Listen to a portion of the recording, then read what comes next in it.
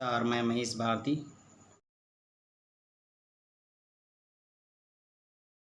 आप सभी का द इश्यूज़ पर स्वागत करते हैं। आज 26 जून है।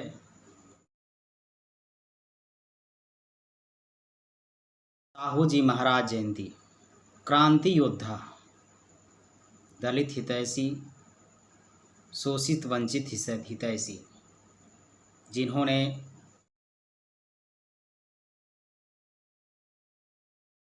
ब्राह्मण के विरुद्ध जाकर दलितों के हित के, पिछड़े के हित के बहुत सारे काम किए।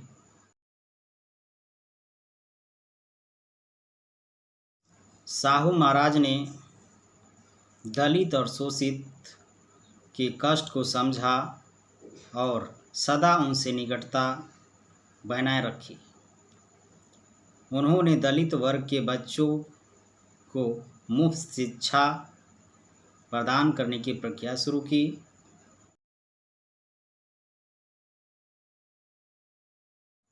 भारतवर्ष में साहू जी महाराज को एक समाज सुधारक के रूप में जाना जाता है।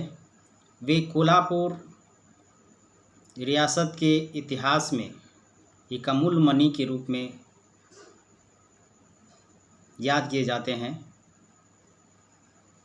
छत्रपति साहू जी महाराज ऐसे व्यक्ति थे जिन्होंने राजा होते हुए भी दलित और शोषित वर्ग के कष्ट को समझा और सदा उनसे निकटता बनाए रखी। उन्होंने दलित वर्ग के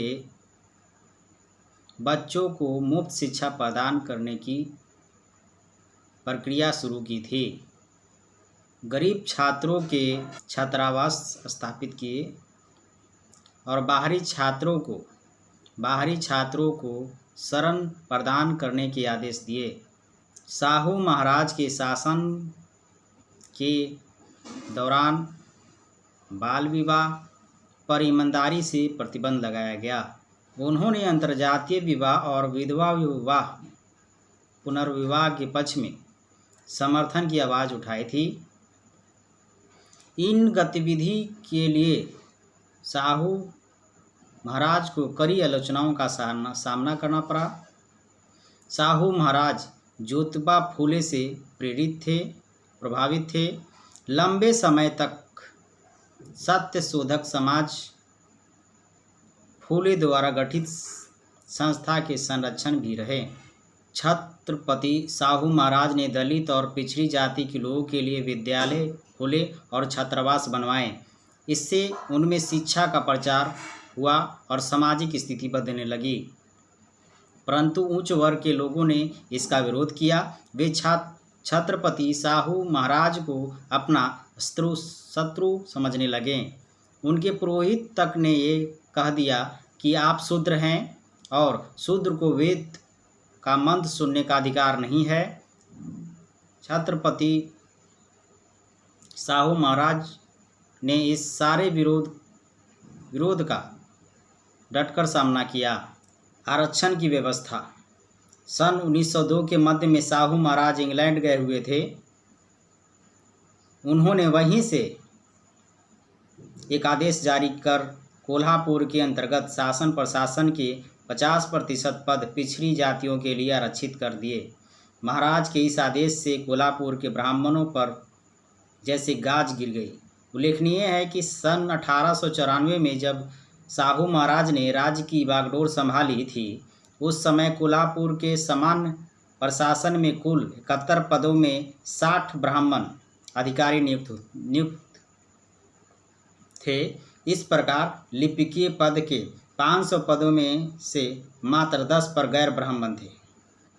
सन 1903 में साहू महाराज ने कोल्हापुर स्थित शंकराचार्य मठ की संपत्ति जब्त करने का आदेश दिया।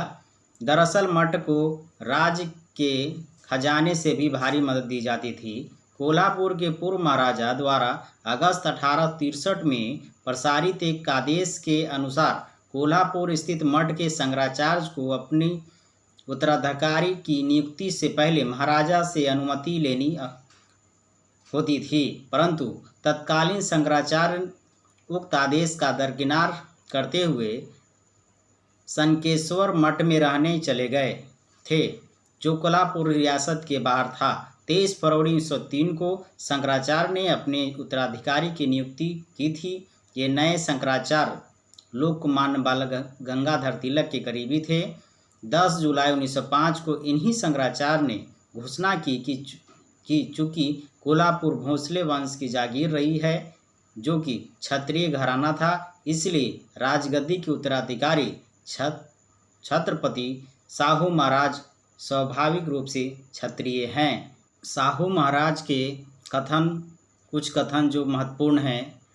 छत्रपति साहू महाराज के कार्यों में उनके विरोधी भयभीत थे और उन्हें जान से मारने की धमकियां दे रहे थे। इस पर उन्होंने कहा था कि वे गद्दी छोड़ सकते हैं, मगर सामाजिक प्रतिबद्धता के कार्यों से पीछे नहीं हट सकते।